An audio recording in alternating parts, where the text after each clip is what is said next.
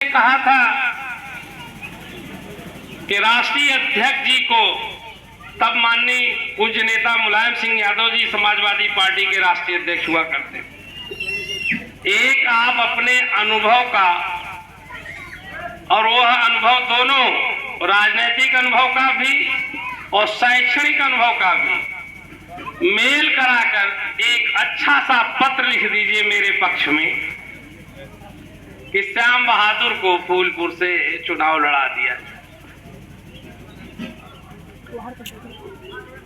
वह पत्र मैं जब देने का अवसर आया तो मैंने कहा पत्र आपका दूंगा मैं तो इसकी प्रासंगिकता जो है नहीं रह जाएगी। तो कहे चलो मैं चलता हूं।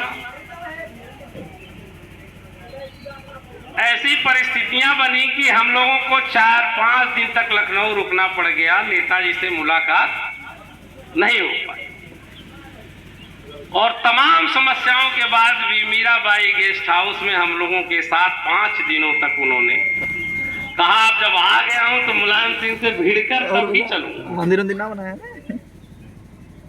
मिलकर पत्र दे करके और अपनी तमाम बातें कह करके उन्होंने मुझे आशीर्वाद देने का, मुझे संबल देने का, मुझे आगे बढ़ाने का काम। इसी तरह से एक संस्मरण है यहाँ पर चौधरी सुखराम यादव जो विधान परिषद के लगातार 18-20 वर्षों तक अध्यक्ष रहे और राकेश सिंह राणा लखनऊ विश्वविद्यालय के छात्र संघ के अध्यक्ष रहे, एमएलसी रहे पार्टी के। उन दोनों लोगों को प्रभारी बना करके फूलपुर के लिए भेजा गया और उस बैठक में तमाम लोगों के बोलने के बाद सबसे श्रेष्ठ सीनियर यही थे तो सुखराम जी ने कहा कि गुरुजी आप तो कुछ कहे नहीं। तो कहा उन्होंने कि सब नौजवान कह चुके, अब मेरा कोई कहने का औचित्य नहीं है। कहे नहीं आप जरूर कहिए।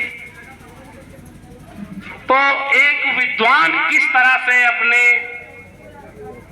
शिष्य को, अपने मानस पुत्र को, अपने मित्र के पुत्र को संबल देता है, आगे बढ़ाने का प्रयास करता है, वो स्मृति में आपके बीच साझा करना चाहता हूं। तो उन्होंने अपने भाषण में कहा कि फूलपुर का राजनीतिक परिदृश्य ऐसा है कि एक राजनीतिक बहेलिया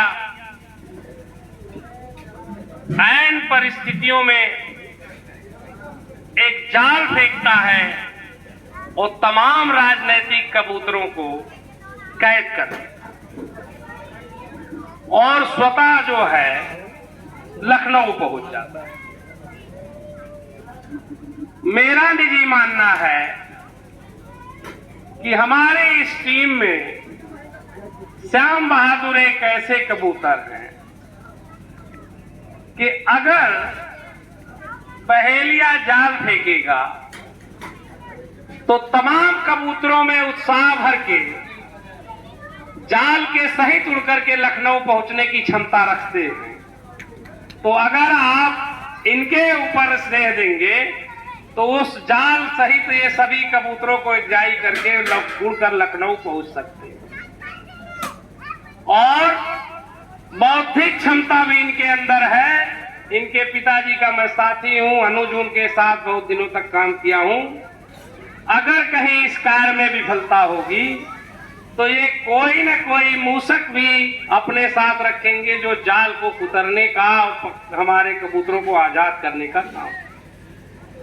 तो ये वृत्तांत मैं इसलिए आपसे साझा करना चाहता हूं कि अपने बौद्धिक कौशल से, अपनी वाणी से किस तरह से वो हमारे जैसे कार्यकर्ता को संबल दे करके और आज आपके बीच एक पूर्व विधायक के रूप में, एक नेता के रूप में बोलने का अवसर प्रदान करने का काम किया।